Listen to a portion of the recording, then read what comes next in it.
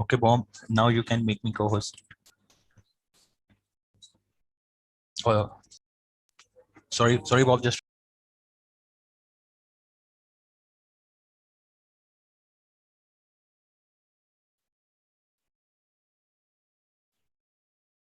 Yes, Bob, you are a host now. Okay, So now you can make me co-host. sure. Okay, there we go. Yeah, thank you so much, Bob.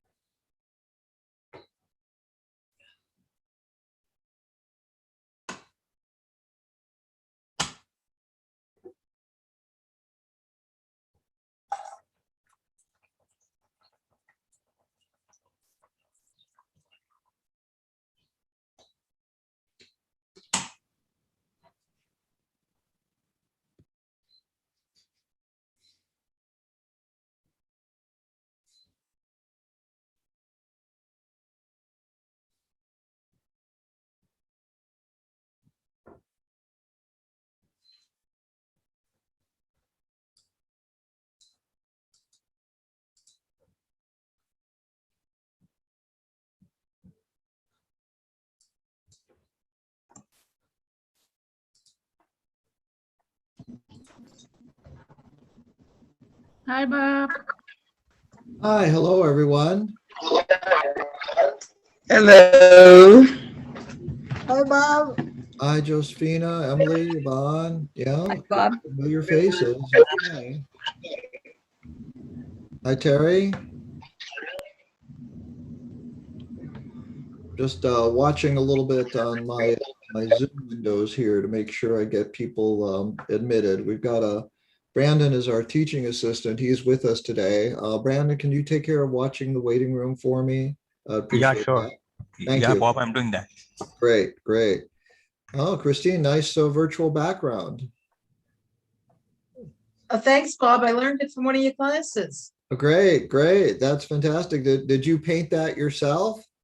No, I got it from Pixels. Oh, great. Oh, Pixabay. fantastic. Hey, a real, putting the class in practice. Fantastic. Yeah, that's what I came for. Yeah, yeah. Okay. All right. Yeah, virtual backgrounds are a lot of fun. That's probably one of my most popular classes. This one's actually growing every time I do it as we get more people kind of starting to understand, wait a second, what is this thing called the cloud? And maybe I can understand it a little bit better. Christine, did you put a green thing behind it, or is the computer able to do that? I'm sorry. Say no, that again? Christine, I was just wondering if she had to put a green sheet behind her, or if her computer was already. Oh, no, I didn't use a green screen. I don't have one. Okay. I'm trying to do it, but I'm gonna have to get a green screen because. it depends on the speed of your computer. Yeah, the faster the computer you have, the easier it is to do it without a real green screen. I actually have a real green screen behind me. And so I'll show you it like that, but just because I like the quality of it, because I wear glasses, and so when I turn from side to side, it looks better with a real green screen. So I just like to use that. So, but yeah, Yeah, I want to do that for the distortions of your head. I'm sorry. I want to get a green screen because of the distortions when you move your Oh head. yeah, a little bit of fringe and things like that. Yeah. Well, we all want to look really good on TV, don't we? It's all Yes. good. Yeah, Emily. Best place to get these green sheets. I'm sorry, Emily, what was that again? Last Tuesday, I want to book this class, but they push another week.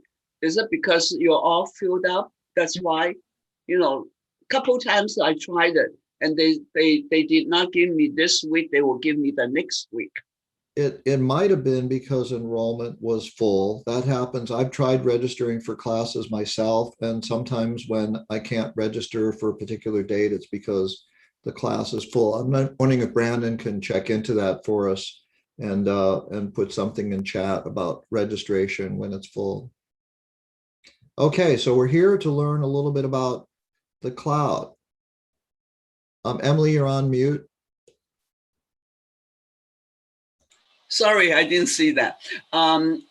This morning I tried to book your window 10 for this week, but they put me on May 6th instead.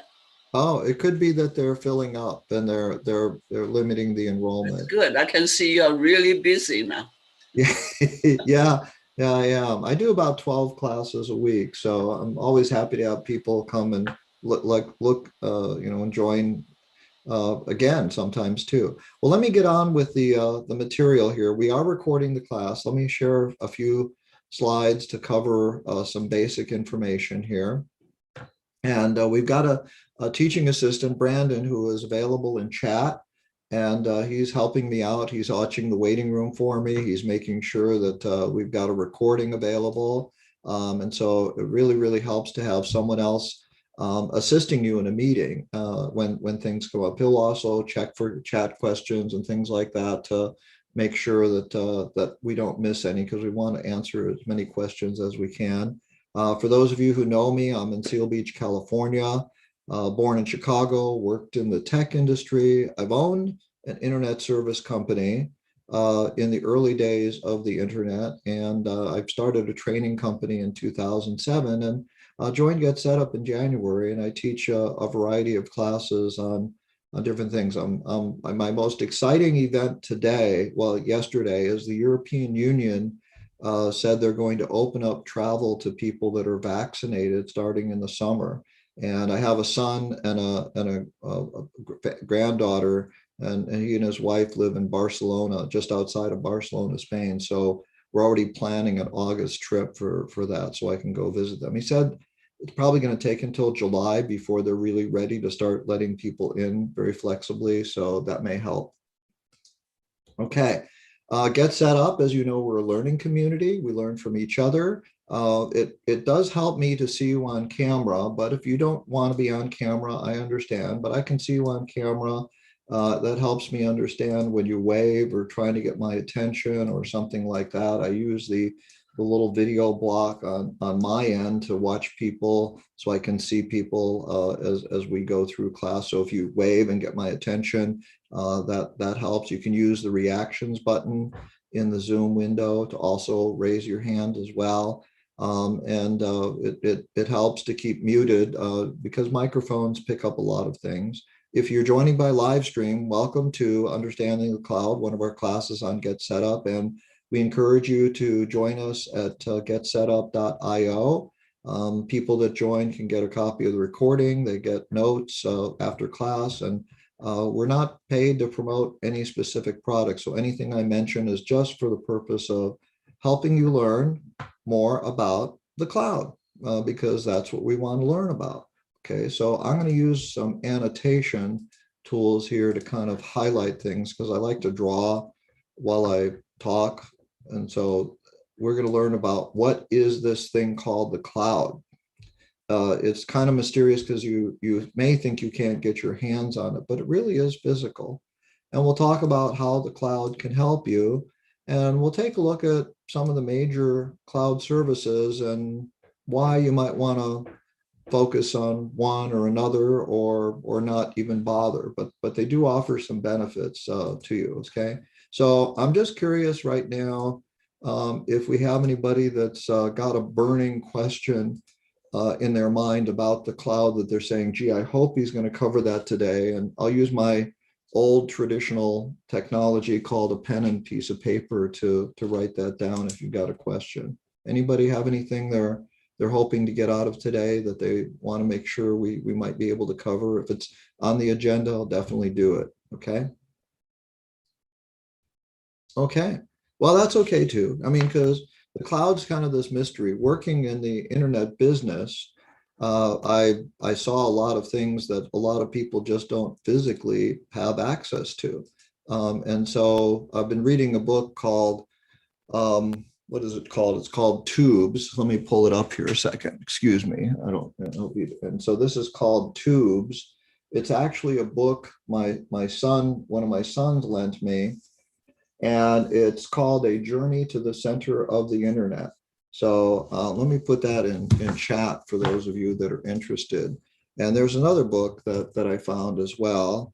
And this is by Andrew Blum, and we'll talk a little bit about that. So if you're interested in learning how the internet really is based physically and how the cloud works and things like that, it's great.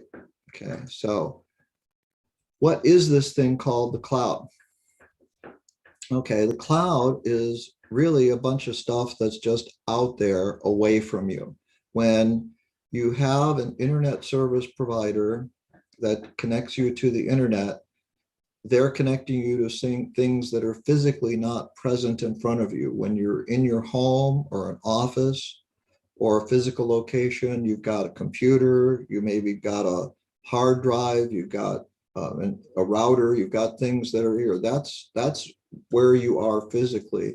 And anything away from you is commonly referred to as the cloud. There's no official standard industry specification for the cloud. It's more of a marketing term than anything else. But what people really mean when they talk about the cloud are computers that are located somewhere in buildings out on the internet that are all connected together by cables.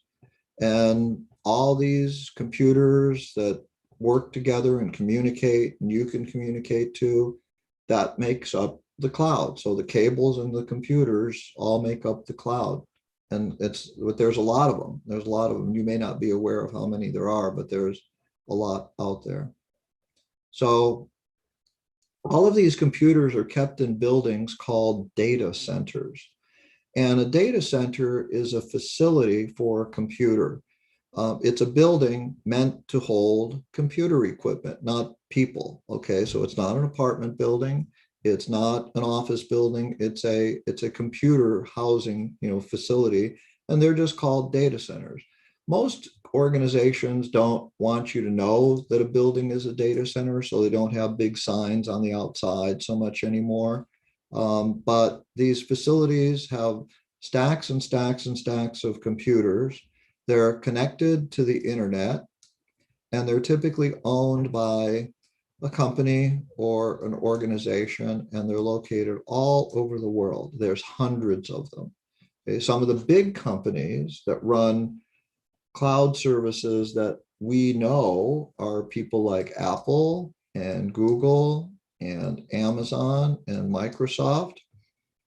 But Facebook runs their own computer data centers, government run them, universities run them, and smaller corporations use them as well. So there's some data centers are owned completely outright, like these big companies like Apple, Google, Amazon, and Microsoft. They're so big they own their own data centers. Facebook has some of their own as well.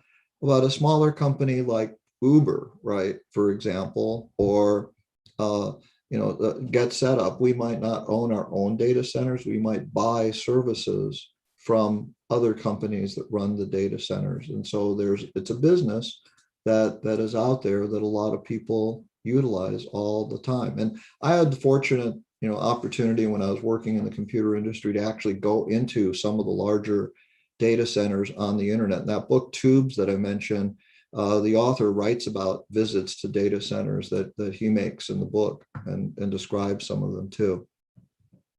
Any questions about data centers and where these computers are? And we don't know always where they're located. That's one of the benefits of the internet, is that once we get on the internet, the messages get carried around the world for us all over. Okay. Hi, Bob. I have Yeah. a question. I often wonder if you, as an end user, do you have a choice to like a moving file from here to here and such? those data that they were in the cloud.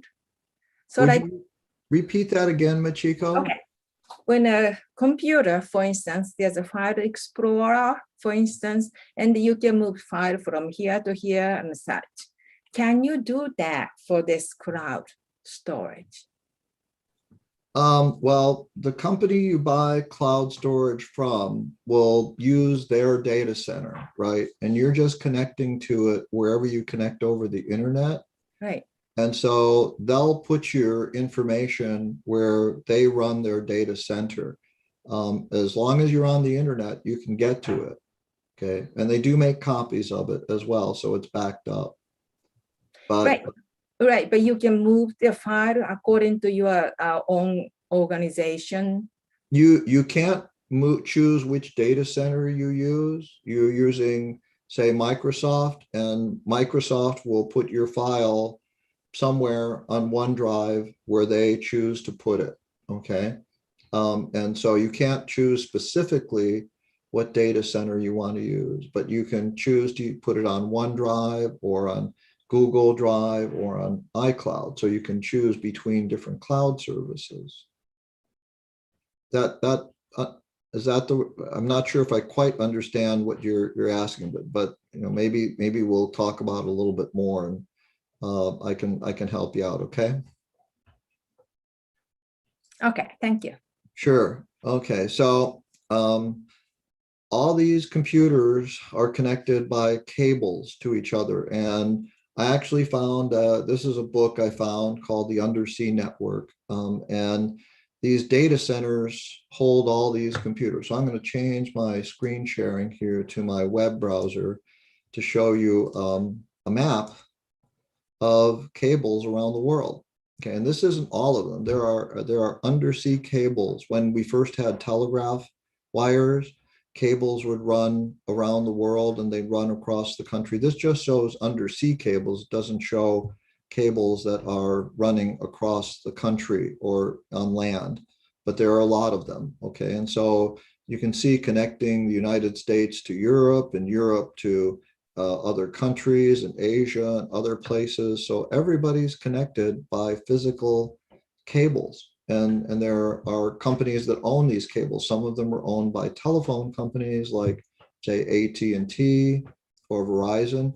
Others are owned by Google and Facebook outright. Others are owned by other companies that rent them out as well. And this is just a partial list of data centers that are out there around the world. There's hundreds of them all over the world in various locations. And some companies, you know, don't tell you where their data centers are located because they don't want people to know for security reasons. But between the data centers and the cables that connect everything, that's pretty much what the cloud is physically made of. So that it actually is a physical set of equipment that exists everywhere around the world. It's just that the internet works so well that you may not know physically where your cloud is located. For example, if you use something, say, for Microsoft Maps or Google Maps, and you go to a website and visit a website, or you registered for the class on Get Set Up IO, did you really bother to think where our website is located around the world in order to use it, or where Amazon's website is located, or where your bank's website is located? These are things we don't think about. We take it for granted that when we want to get to a website on the cloud, in the web, on the internet, it's there whenever we want it. And it works because there are these cables. The cables actually have multiple connections, so that if a cable breaks, like this one, then the computers know to send the traffic through the other cables automatically, and they'll send things back and forth through the other connection. And so there's multiple cable connections that connect all these computers together. And the World Wide Web websites are one of the things that are on clouds. They're available to you through cloud services. A couple of other things are available on clouds as well. Storage. So you might be familiar with OneDrive, which is Microsoft's cloud storage. You might be familiar with Google Drive. You might be familiar with iCloud Storage. These are disk drives that are physically located somewhere on a computer in some data center somewhere, okay? And so it's actually a physical disk drive.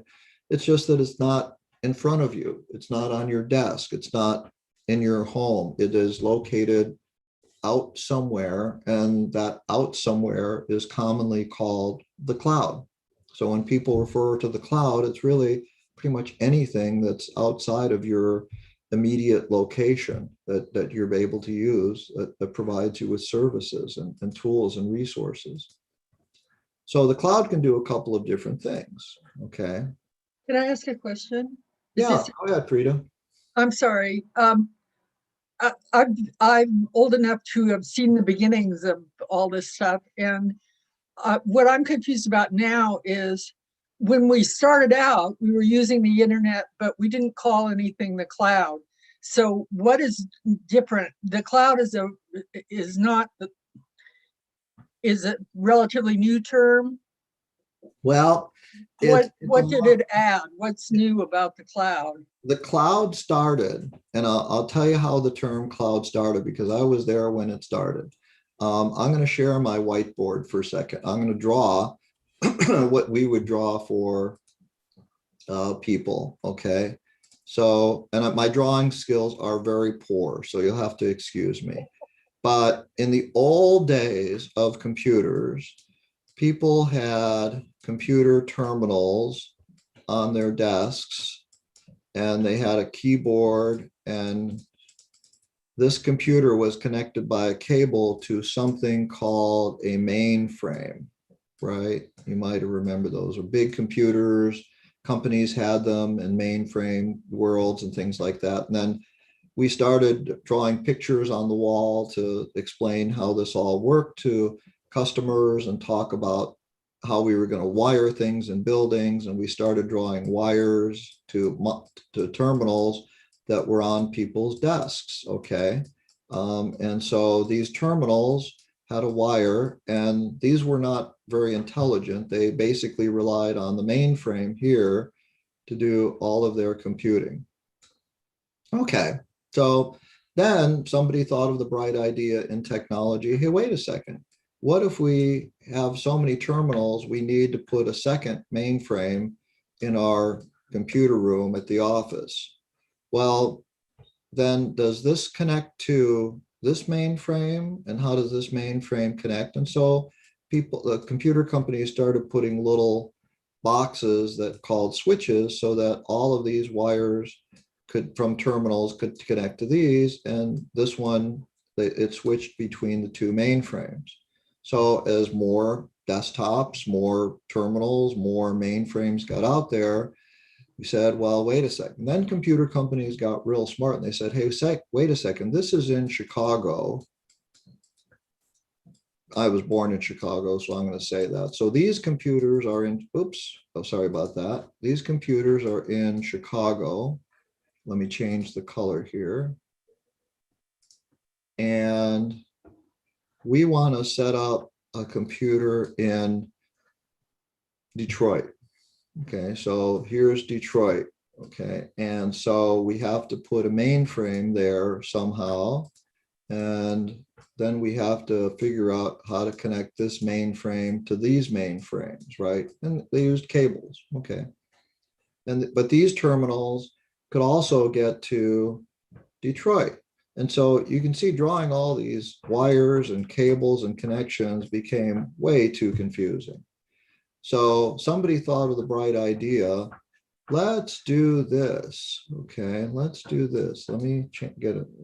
Let's do this. Let's do something, and we'll call it a cloud, okay? We'll call it, this is a bunch of computers, and this is our cloud. These are all of our mainframes, and then all of our terminals just connect to wherever these, and we'll let somebody else worry about what's inside here.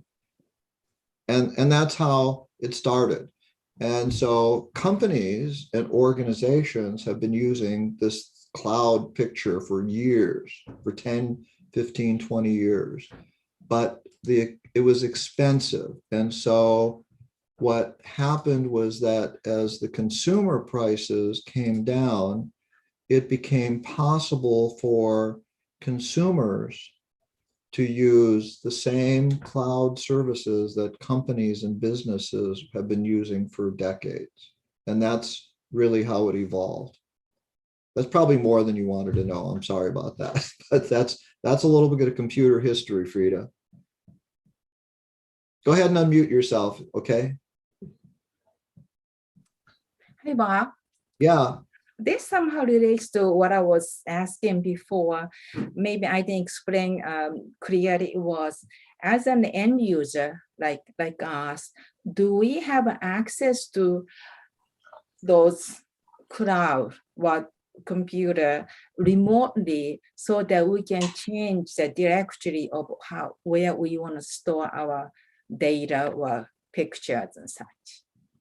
For the prices we pay, we aren't able to specify, like, I want my data stored in Oklahoma City, or we can't do that. We can't say, or I want it stored, but we can say, I want it stored in OneDrive, or I want it stored in Google Drive, or I want it stored on Amazon, or I want it stored on iCloud.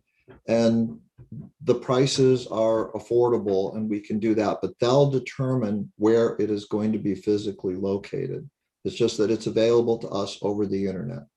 Okay. If you want to pay more money, you can actually get your own computer and rent it or buy it and put it in your own data center if you want to, but it's kind of expensive, okay? Okay, thank you. So that's what's made these things available to us. So when you connect to the cloud, as a user, maybe this will help explain it a little bit as well. All these computers in the cloud you're connected to them through your internet service provider, your ISP that gives you a fiber or cable to your home and gives you a modem and a router. You connect to them through your Ethernet or Wi-Fi at home, and they connect you to the internet and the cloud. Okay, so you're going through your internet service provider. You pay a monthly fee to them, and they connect you to wherever you need to go on the internet. Okay. If you're using a cell phone, your cell phone uses wireless signals to connect up to a cell phone tower, and the tower is wired to the cellular service. They act as an internet service provider because they connect you to the internet as well.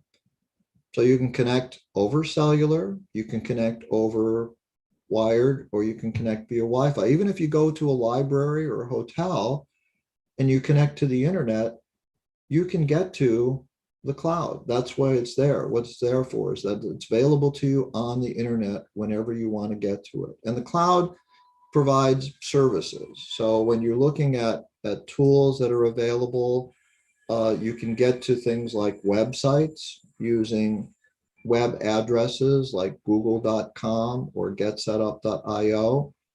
And the internet uses numbers more than anything else, so that when you are looking at internet technology, computers like numbers more than words. And so they'll typically, let you communicate via numbers, but you don't have to know all the numbers. But every computer on the internet ends up with something called an internet protocol address.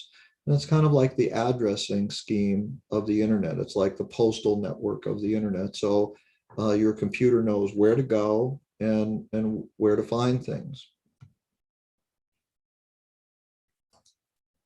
Okay. Now, what confuses people about the cloud a lot is it's not just one thing.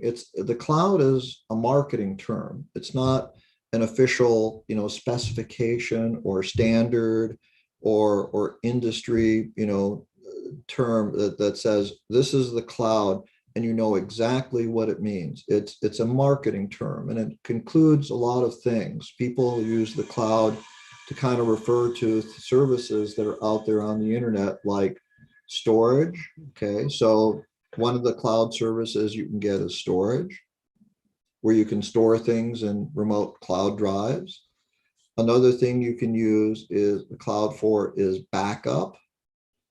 I was doing a class on Microsoft 365 and I was doing the research on it, and I discovered that with the OneDrive service you get with Microsoft 365, they give you 1 terabyte of storage, but they also give you a PC folder backup as part of that. It will automatically back up your documents and pictures and desktop to your OneDrive disk drive that's out in the cloud.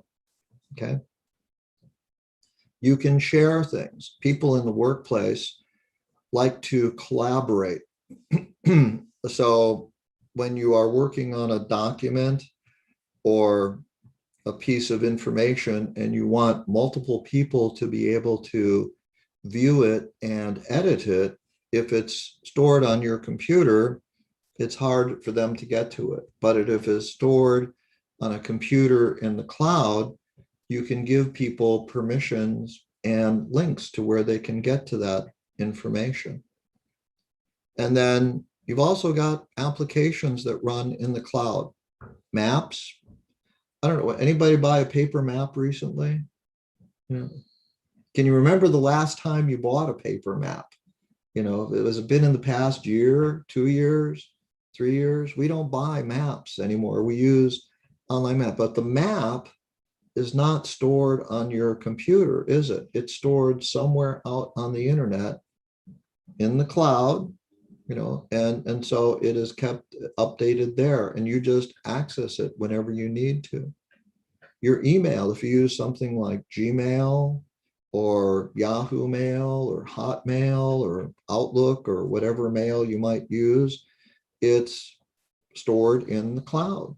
Okay, and so it gives you the ability, and you might have a calendar that you use that uses a cloud service. So when you keep something in the cloud, it gives you the ability to get to it from a desktop, a smartphone, a tablet, any kind of computer or device, or even remotely from a website. If you needed to get to it, you could, if you were in a hotel lobby or, you know, traveling and visiting a friend, you could get to, as long as you can log in from the internet at whatever computer you're on, you can get to these things because they're kept in the cloud. And so it's a little bit different. People think of storing things in their computers first, lots of times, and cloud terminology and cloud concept says, wait a second, I'm really better off keeping this information in the cloud, and then my desktop just gets a copy of it, or my tablet just gets a copy of it, or my smartphone just gets a copy of it if I need to get to it. But the real storage location is the computer in the cloud somewhere. Bob, do you need a standalone hard drive anymore if you have the cloud? You need a little bit of storage on a computer because you have to store the software that makes things work. But if you're familiar at all with a computer called a Chromebook, for example, Right. Chromebooks were designed from the start to primarily use the cloud, and it's made by Google. Chromebooks, the operating system. And so what's happened is that both Apple and Microsoft and other computer, technologies have said, let's use things in the cloud. But there are times when you just don't have an internet connection and you might want to have something on your device locally. So But do you need a separate hard drive anymore? A separate standalone hard drive? A USB hard drive that might physically plug in, so if you have a desktop and you have this little cable and you have a little you mean that type of thing? No, like a Seagate or. Yeah, you don't need, well, you don't need it. I mean, if you use your cloud for backup and storage, things are both on the cloud and on your computer. You can Right. have them in two places, and then you've got a backup, right? Mhm. So the backup is a copy. I am a little bit fanatical about backing things up, so I keep things in the cloud. I have them on my desktop hard drive, and I also have a backup hard drive physically connected to my Right, but okay, this is really optional more and more now. It's just a matter but you typically have to make sure you've got enough room to store everything in the cloud in the first place. But like your email account, what kind of email do you use, Peter? Use Gmail? yes. Okay, so all of your Gmail is stored in the cloud by Google. Mhm. So if you lost your computer, if your phone, heaven forbid, got stolen, your Gmail is still with Google in the cloud. And so it's stored there for you all the time. And so we kind of have gone over to this more and more of using things that way.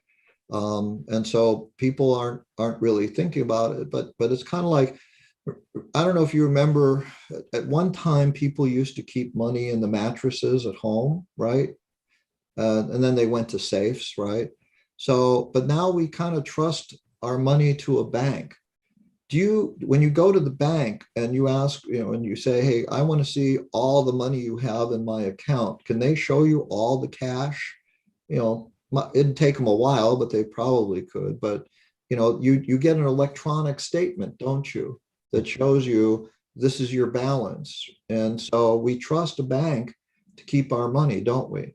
And so trusting the cloud is taking time for people to get used to, but as they become more comfortable with it and the cloud services become easier to use, people are starting to say, wait a second, if I keep all my stuff in the cloud, then I don't have to really worry about how I get to it or if I lose anything. So say, like, would you put your tax returns in the cloud? Uh-huh. But you would. I'm asking, is it secure?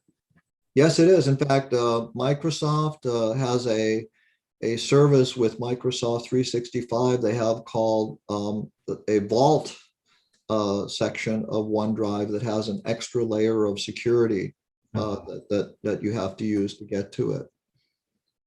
But yeah, I mean, Apple, Google, Microsoft, Amazon, these cloud services, they are really banking their reputations as companies on the ability to offer quality, reliable, secure cloud services to people. And I mean, US government agencies, police departments, other things, they're using Google and Microsoft and Apple and other services for storing very secure data. The military is not there yet with everything, but they're getting close. So one of the things about using the cloud is that you do have the ability to synchronize data, because if you keep a master copy of something in the cloud and you're just getting a duplicate of that information on whatever device you connect, it's easier to keep everything up to date and current, so that if you have a map, and you want to make sure that that map is up to date with, say, a new subdivision gets built or a street gets built, or even traffic reports, come out, and you want to make sure people can get that information, then having it in the cloud where you have a master copy makes it easy, and you don't have duplicate copies of everything. It'd be like having a map from 1986 and a map from 1995 and a map from 2010. They would all be different, wouldn't they? And you can see, like, contact information. If you had contact information on your PC or your smartphone or your tablet, the human brain is an amazing computer. You can look at the first, last, title, and street, and you can figure out this is probably the same person. Computers aren't quite as quick to make that judgment. They need to know, is this a separate Bob Cohen from Robert Cohen? You know, they may not know. So that having something stored centrally in the cloud makes it easier to make sure. And businesses and organizations have been doing this for decades. It's just that the cloud at the consumer level is making a lot of these things much more accessible to people. So what you end up with is a master copy, right, of information. If you keep it in the cloud, then you can synchronize it when you make an update with your phone and you add somebody's phone number to their contact information. It synchronizes with your cloud master copy. And then next time you connect up on your laptop or your tablet, you get the latest update.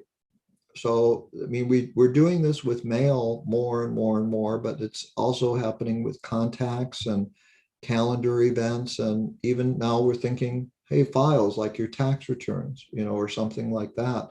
You know, certain types of information are a little more challenging, like medical information, because of HIPAA and privacy regulations.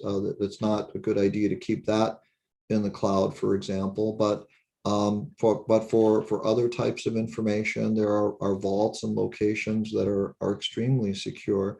But having a master copy, instead of having the copy on your disk drive on your computer, which is still okay, but if you have a copy of something in the cloud, it's easier to get to no matter what device you use. And we use a lot of different devices these days, and we haven't been as mobile as we were a year ago, but we're going to become more mobile. And so you might want to be able to get to something when you're not at home, okay, or other things like that. So thinking of the cloud as a way to keep a master copy is a good concept. Now, the three big cloud services that we as consumers tend to use are Apple, Microsoft, and Google.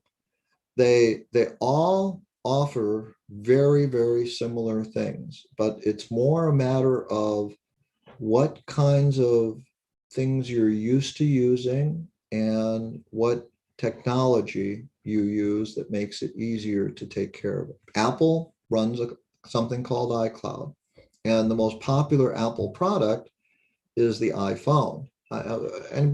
Most people have iPhones. A lot of people have iPhones. Okay.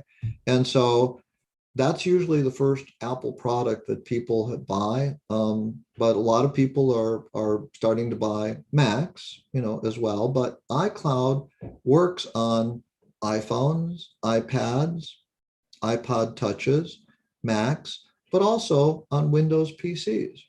Okay. They give you the ability to connect to the cloud, and it works on the internet at iCloud.com. And so a lot of Apple applications like photos and reminders and other things and Apple Notes and other things like that are connected to Apple's iCloud. You can back up your phone to iCloud. You can store documents from your Mac in iCloud, but you can also get to it from the website, any website, and you can get to it from a Windows PC as well. And most of the cloud services like Apple will give you some space for free, 5 gigabytes. That's not a lot of storage, unfortunately. Most people, if you have about 6,000 photos, that's going to use 20 gigabytes of storage. And documents tend not to take up as much room as photos. So I have a 50 gigabyte plan with Apple. That's 99 cents a month. It stores all my photos, all my presentations, and a lot of other material. And Apple includes applications. They include an equivalent of Microsoft Word called Apple Pages. They have a presentation tool called Keynote. They have a spreadsheet tool called Numbers. They have iCloud Photo Storage. And like I said, they have a lot of other apps that work with iCloud as well. And they also let other companies use iCloud. they even let you store Microsoft Word documents in iCloud if you want to. So the application you use to create and modify something doesn't necessarily mean you only have to use that cloud service in order to store it and keep it in the cloud. So that's Apple. Now, you're going to be surprised how similar the other ones are, okay? Google. Google works on Android.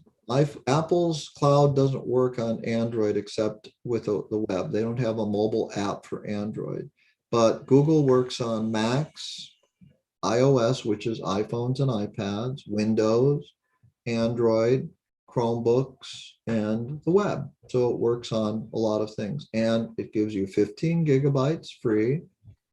Their 50 gigabyte storage plan is a little more expensive, $1.99, but it's not that much different, okay? And then they give you applications like Docs, excuse me, slides, sheets. It'll store photos, and they have a lot of other applications too, like Gmail and others. And so that you can use Google's cloud if you prefer, or you can use both Google and Apple's cloud. Okay, it's kind of like, do you put your money in, say, Bank of America, or do you put money in Wells Fargo? They're both banks, and you probably have more than one bank account. Most people do, but you know, it's like you can use two different places to keep your money if you want to, just like you can use two different places to keep information and data. And then there's Microsoft, okay? Microsoft 365 will work with Windows, Mac, iOS, Android, and web.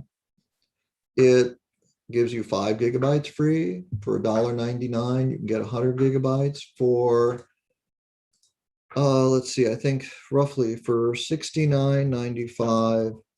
It's a, you know, a full Microsoft 365 user account. Let me type 5, okay.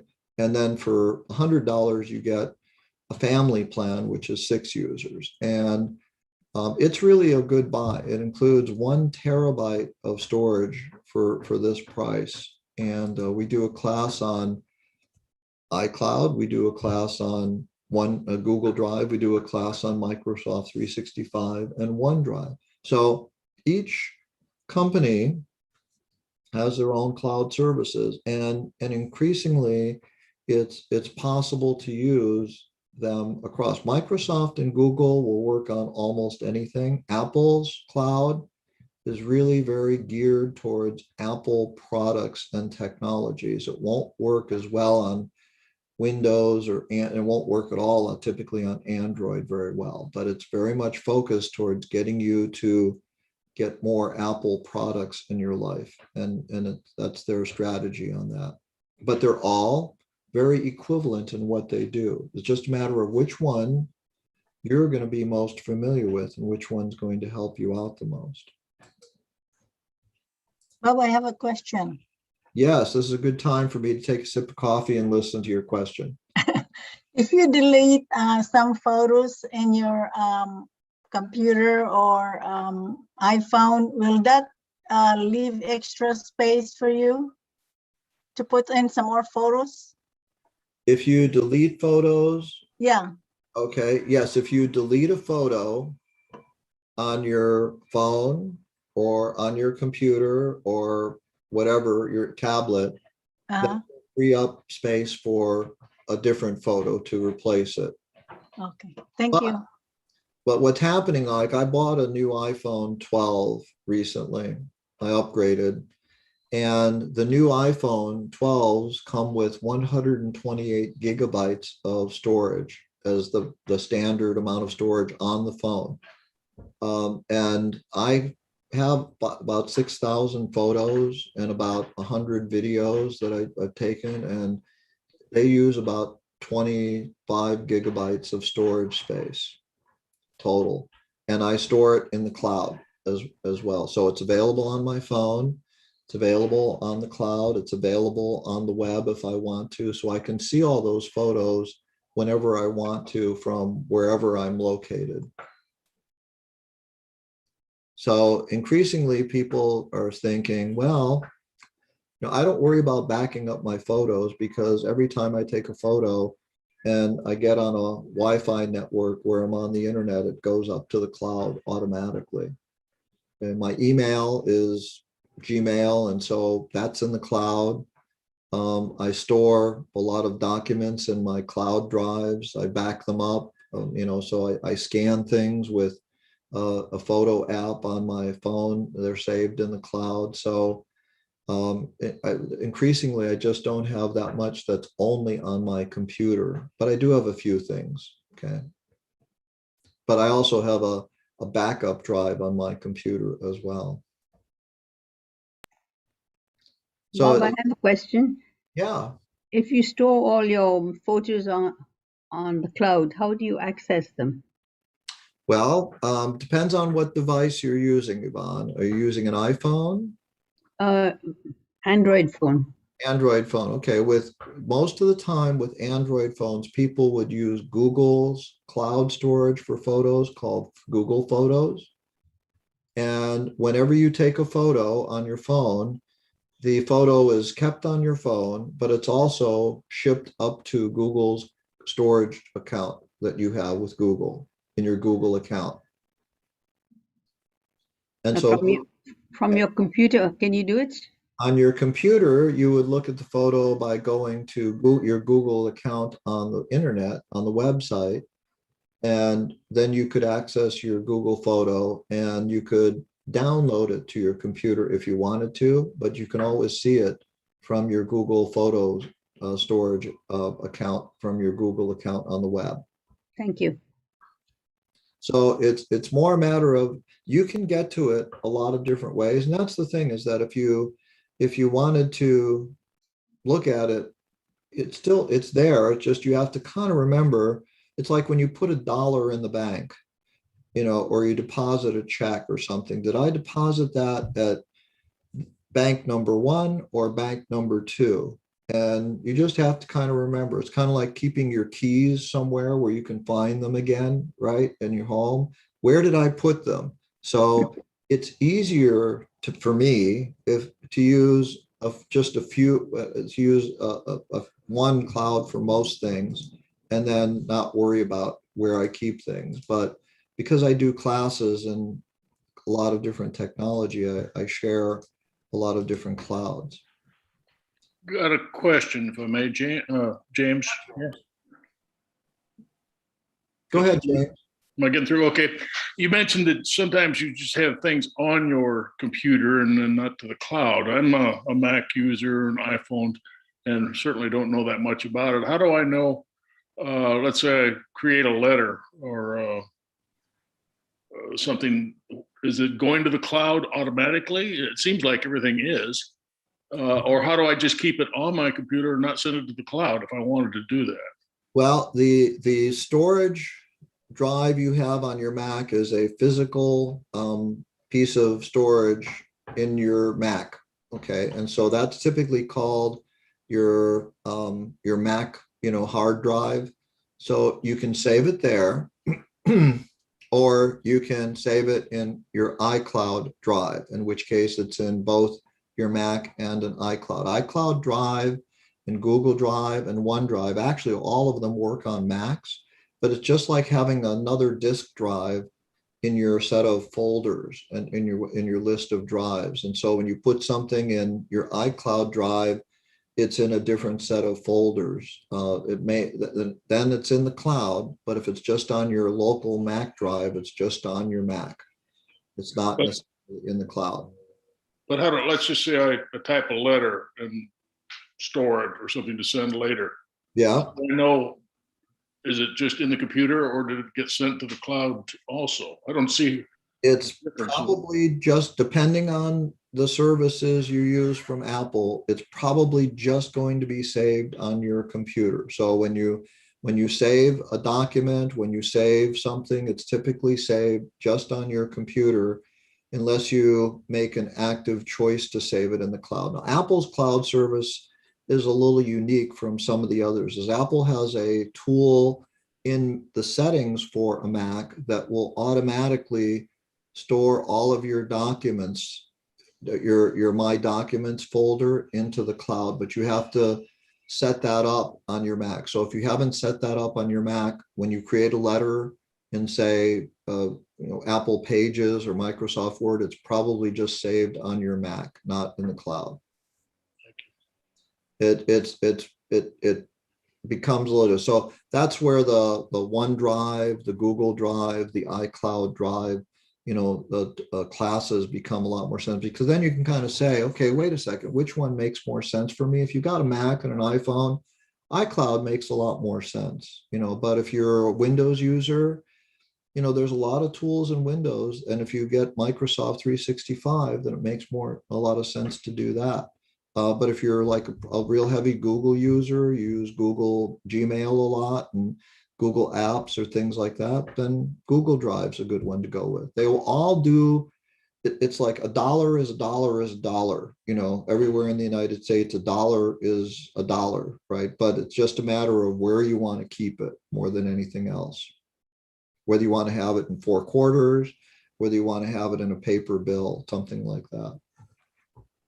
Bob, I'd like to ask a quick question. My computer is about 4 years old, and I have in the past created tons of documents, whether they be in Excel, whether they be in Word, even PowerPoint. Moving forward, should I consider the OneDrive, and what do I do with all those other documents that I've created? Well, you can, OneDrive, if you use Microsoft 365, like the Office apps, Word, PowerPoint, Excel, you probably have a subscription or will be getting one to Microsoft 365. And they include 1 terabyte of cloud storage free with that. And if they also have a tool that gives you called PC folder backup. And so using OneDrive is probably going to be an advantage for you going forward with those things, because it will automatically update and save documents and make a backup at the same time. What do you suggest for the older documents? You